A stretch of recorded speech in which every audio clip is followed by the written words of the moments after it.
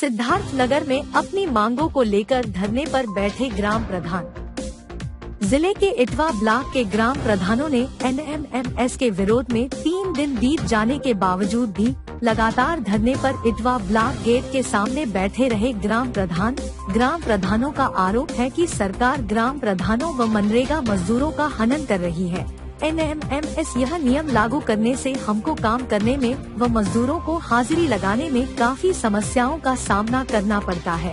यह सिद्धार्थनगर जिला पिछड़ा जिला है। यहाँ पर नेटवर्किंग समस्या बहुत ज्यादा होती है, जिसकी वजह से मनरेगा मजदूरों की हाजिरी नहीं लग पाती और इसी वजह से इनको भुगतान भी नहीं हो पाता। यह एक बहुत बड़ी समस्या है जो सरकार टेंडरिंग प्रथा को लागू कर रही है, जो न प्रधानों के हित में है न मनरेगा मजदूरों के। इससे ग्राम पंचायतों का विकास रुक जाएगा। टेंडरिंग प्रथा लागू कर ग्राम पंचायतों में होने वाले विकास को रोकना चाहती है, जिसके विरोध में हम लोग इटवा ब्लॉक गेट पर अनिश्चितकालीन धरने पर बैठे हैं। अगर हमारी मांगे नहीं मानी गई तो बड़ा आंदोलन होगा। उसका भुगतान आप करिए, आप दीजिए, हम नहीं जानते हैं। और इधर ये समस्या मोबाइल मॉनिटरिंग की सबसे बड़ी ये समस्या आ रही है कि लेबर तो हमारे साइड पे काम करते हैं, जाते हैं, वर्क करते हैं, लेकिन उनके किसी कारणवश जो समस्या है नेटवर्किंग समस्या, उसके कारणवश अगर फ़ोटो अपलोड नहीं हो पाता है तो बेचारा वो तो वह काम करता है, साइड पे पूरा दिन काम करता है, लेकिन उसकी हाजिरी नहीं लग पाती है, तो उसमें उसका पैसा, उसका भुगतान नहीं हो पाता है। तो वो प्रधानों से मांग करता है, जो हमारा सहयोगी रोजगार सेवक है उससे मांग करता है। तो ये सबसे बड़ी समस्या है कि भाई प्रधान कहाँ से लेकर आए, जब उसकी हाजिरी नहीं लगेगी, उसके खाते में उसका भुगतान नहीं जाएगा, तो प्रधान अपने घर से कहाँ से लाके भुगतान देगा। आप लोग की अगर मांग नहीं पूरी होती है तो हम लोग अनवरत धरने पर रहेंगे और क्या नाम है, पूरे जनपद में, पूरे प्रदेश में और पूरे प्रदेश की टीम, पूरे प्रदेश के संगठन के साथी और दिल्ली को घेरने की तैयारी में है कि अगर हमारी मांग सरकार नहीं मानती है तो हम आने वाले समय में किसी भी दशा में, चाहे कड़ाके की ठंडी हो, चाहे जो हर दशा में, हम सरकार से अपनी बात मनवाने के लिए हम दिल्ली तक जाएं। मॉनिटरिंग व्यवस्था से काफ़ी दिक्कतें हैं।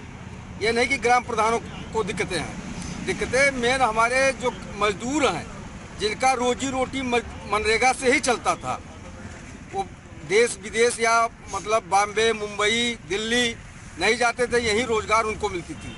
इस सरकार की महत्वाकांक्षी योजना थी।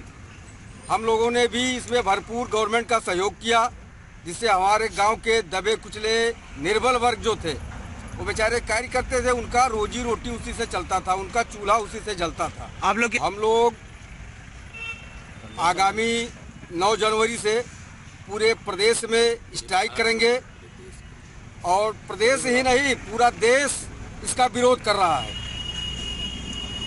और व्यापक पैमाने पे हम लोग स्ट्राइक करेंगे, धरना देंगे शांतिपूर्वक। ये नहीं कि कोई मतलब खुराफात हम लोग करेंगे। हम लोग एक जिम्मेदार व्यक्ति हैं और जिम्मेदारी से शांतिपूर्वक धरना देंगे और गवर्नमेंट को मॉनिटरिंग नहीं हो पाती है, फोटो नहीं आती है, तो इससे मनरेगा मजदूरों की पेमेंट नहीं हो पाती है।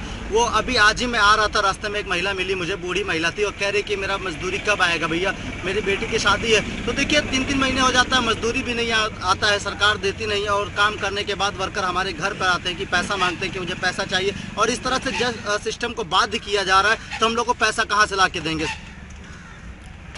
आप लोग का ये धरना प्रदर्शन कब से चल रहा है? जी, ये हम लोग का धरना प्रदर्शन 5/1/2023 से चल रहा है। अनवरत ये चलता रहेगा जब तक कि सरकार हमारी मांग नहीं लेती है।